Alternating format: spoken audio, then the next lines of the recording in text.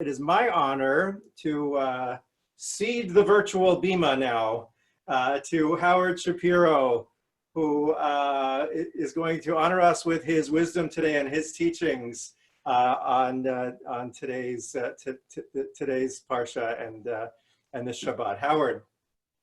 Thank you, Gil. On the first day of Passover in the year 1720, 300 years ago, a boy was born in a small town outside Vilnius, Lithuania, or Vilna in Yiddish.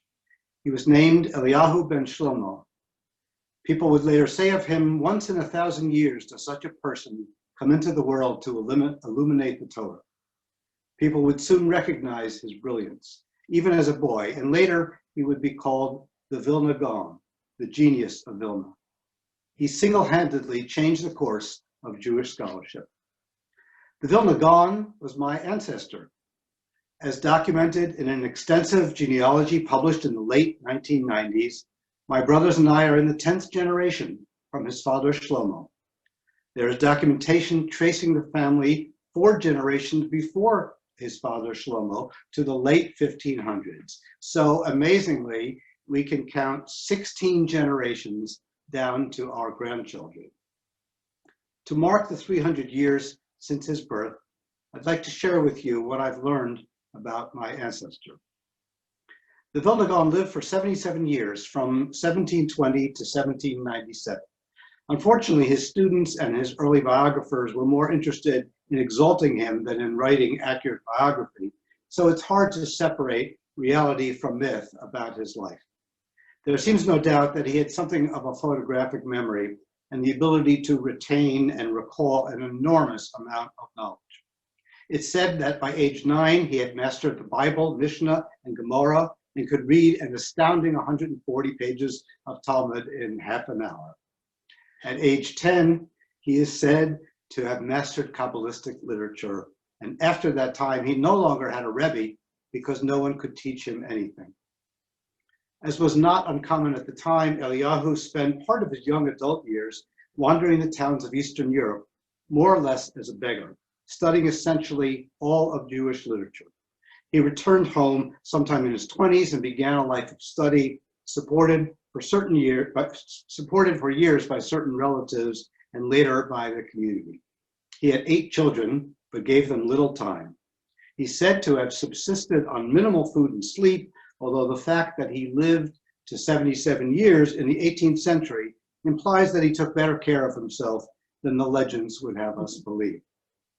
The Gaon studied and wrote by himself for about 40 years, and only later in his life did he take students. It's not an easy task to summarize the lasting impact of the Vilna Gaon and his importance for us, but he continues to be studied and referenced.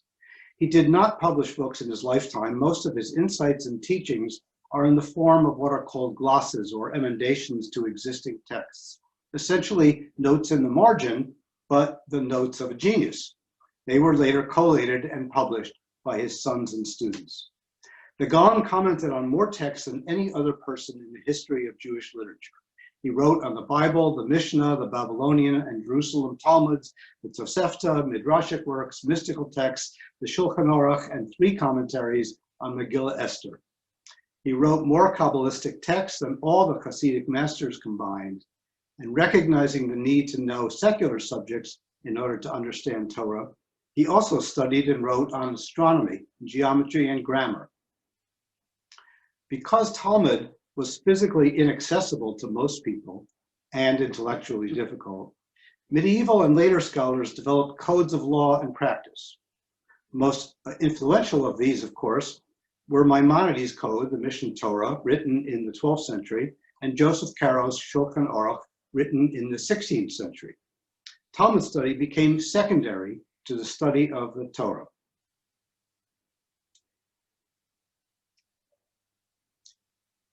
The codes were easier to follow. Live according to the prescriptions of the Shulchan Aruch, and you can be a good Jew. And if you think about codes, however, they are by nature restrictive. They limit the range of legal opinions, and they narrow the bodies considered authoritative. One of the Gaon's most significant achievements was to break European Jewry from the rabbinic codes that had governed their lives for centuries.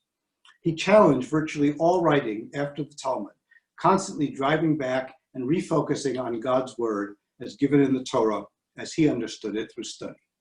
And I think this gets at Eliyahu's worldview and his most sweeping contribution. In his view, one does not encounter God independently in the act of revelation. One does not encounter God independently. In the act of revelation, God gave the world the Torah as the relational medium between God and humanity. The Gaon taught that there is no God except as revealed in Torah. And through Torah study, one could cultivate a spiritual relationship with God. Reason is the path to understanding God's word, and therefore the path of access to God. This is a radical modern thought. When we at Kol Shalom think critically and reference Talmudic and rabbinic texts as we study Torah with Rabbi Steinloff, striving to understand, striving for a holy ideal, we follow in the path of Eliyahu of Vilna. This helps to explain Eliyahu's life project of amending the texts. If those texts purport to illuminate Torah, then errors in the texts mask God's will, in turn, as Eliyahu saw it, leading to evil. So eliminating human errors leads to closer understanding of God's purpose.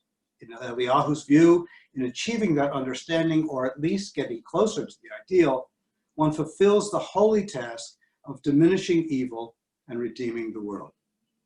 If you remember what Lou Schrager taught us on Shavuot, this is essentially the same concept, that piecing together the shards of the broken kelem, or vessels that contained God's essence, or for Eliyahu, fixing the broken words in the text, becomes the task of repairing the world. Rather than venerate texts that had been at the core of Jewish belief for centuries, the Gaon saw it as his obligation to bring those texts in accord with what he saw as a perfect and fully rational Torah. And so with stunning confidence grounded in his unparalleled command of Jewish literature, Eliyahu devoted his life to finding and correcting textual errors where he found them, referencing multiple sources for his changes, especially the vast literature of the Rishonim, who wrote from about the years 500 to 1000. Neither Maimonides nor Joseph Caro were exempt from his criticism. And now that we have additional sources and computer-based content analysis, Eliyahu's emendations have been shown to be accurate interpretations of Torah and Talmudic texts. His halakhic changes are particularly important to Orthodox Jews and to those living in Israel. Professor Eliyahu Stern of Yale University calls him undoubtedly the strongest commentator in the annals of rabbinic history, comparing his conceptual clarity and strength with that of Maimonides.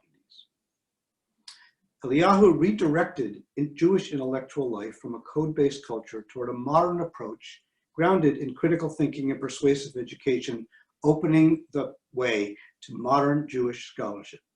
We owe to him the model of the brilliant scholar or researcher, grounded in the literature, but confident enough of his or her own intellect to question and modify prior findings in order to pave the way toward deeper understanding.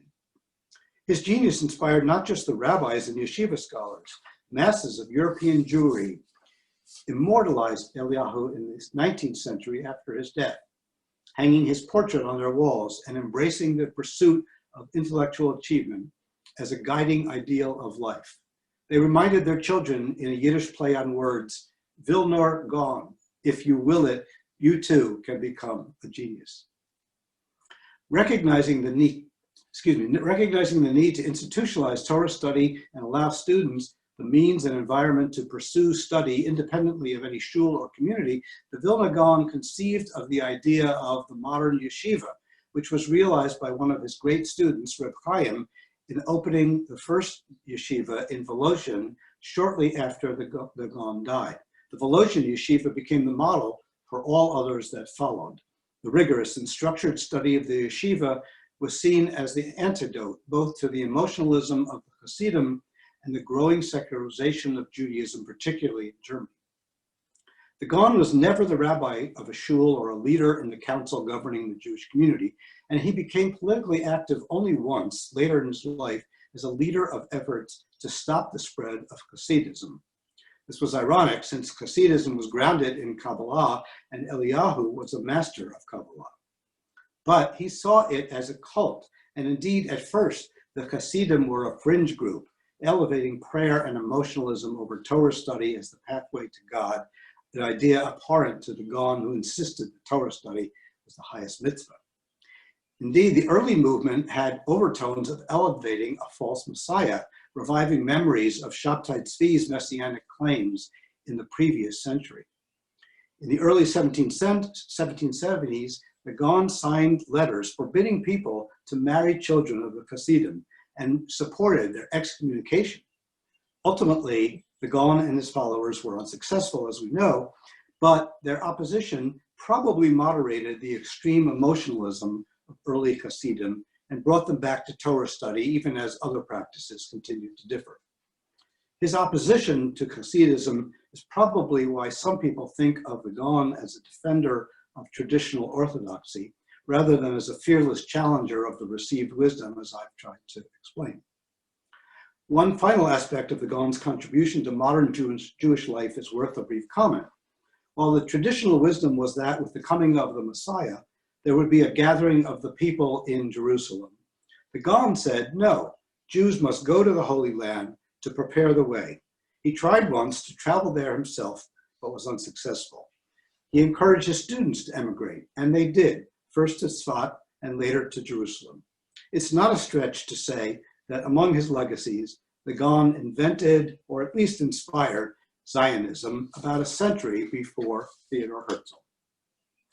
There's probably no one in Jewish history that matches the Vilna Gaon's mastery of Torah, Talmud, rabbinic and Kabbalistic texts, along with scientific disciplines. With intellectual rigor, confidence, and creativity, and with rational thought, he laid down the pathway to modern Jewish thought and scholarship. It's a legacy of stunning scope.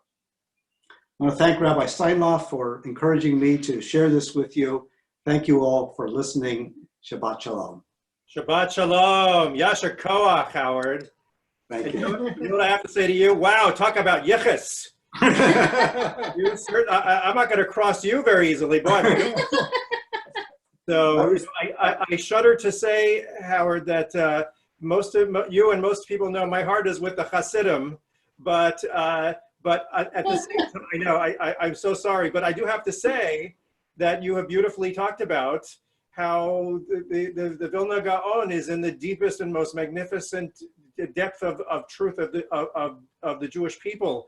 He had holy chutzpah, right? He had the chutzpah to be able to be an intellectual leader of the Jewish people, and that's why what I believe about both the Hasidim and the Misnagdim, of whom the Vilna Gaon was their champion of the Misnagdim, that Elu ve'elu divrei Elohim chayim. These and these are the words of God, and we need both perspectives in order to be a whole people. And so it is an honor as a chassid at heart to be in the same congregation with a scion of the Vilna Gaon in this congregation. So Yasher Koach. Thank you so much, Gil. That was lovely. Thank you.